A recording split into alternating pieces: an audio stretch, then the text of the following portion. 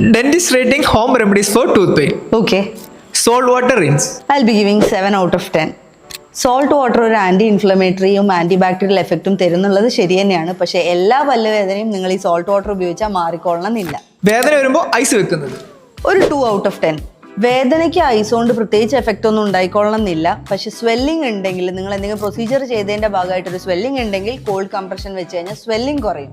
പക്ഷെ വേദനയ്ക്ക് ഒരു നമ്പ് എഫക്റ്റ്, ആ കോൾഡ് കൊണ്ട് ഒരു നമ്പ് എഫക്റ്റ് ഉണ്ടായാൽ ഉണ്ടായി എന്ന് മാത്രമേ ഉള്ളൂ. പെയിൻ കുറയാനൊന്നും പോകുന്നില്ല.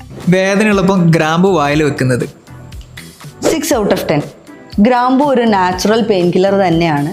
അപ്പോൾ എന്താണോ നിങ്ങളുടെ കണ്ടീഷൻ അതിനനുസരിച്ചിരിക്കും നിങ്ങൾ ഈ ഗ്രാമ്പു വെച്ച് കഴിഞ്ഞാൽ ആശ്വാസം കിട്ടുമോ ഇല്ലയോ എന്നുള്ളത്.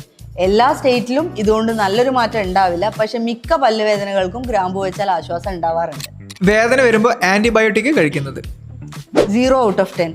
നമ്മൾ വേദന വരുമ്പോൾ പോയി ആൻറ്റിബയോട്ടിക് കഴിച്ചതുകൊണ്ട് നിങ്ങളുടെ ഈ വേദന മാറാനൊന്നും പോകുന്നില്ല. നമ്മൾ ഇടയ്ക്കിടയ്ക്ക് ഇങ്ങനെ ആൻറ്റിബയോട്ടിക് കഴിക്കുമ്പോൾ നമുക്ക് ആൻറ്റിബയോട്ടിക് റെസിസ്റ്റൻസ് ഡെവലപ്പ് ചെയ്യാം.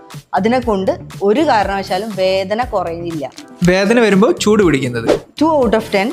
ചില കേസുകളിൽ ചൂട് പിടിച്ചു കഴിഞ്ഞാൽ നിങ്ങൾക്ക് വേദനയ്ക്ക് ആശ്വാസം ഉണ്ടാവും. അതേസമയം വേദനേൻ്റെ കൂടെ വീക്കവും കൂടി ഉണ്ടെങ്കിൽ ആ വീക്കത്തിൻ്റെ പുറത്ത് നിങ്ങൾ ചൂട് പിടിച്ചാൽ ആ വീക്കം കല്ലിക്കുകയും കൂടുതൽ ബുദ്ധിമുട്ടാവുകയാണ് ചെയ്യുക.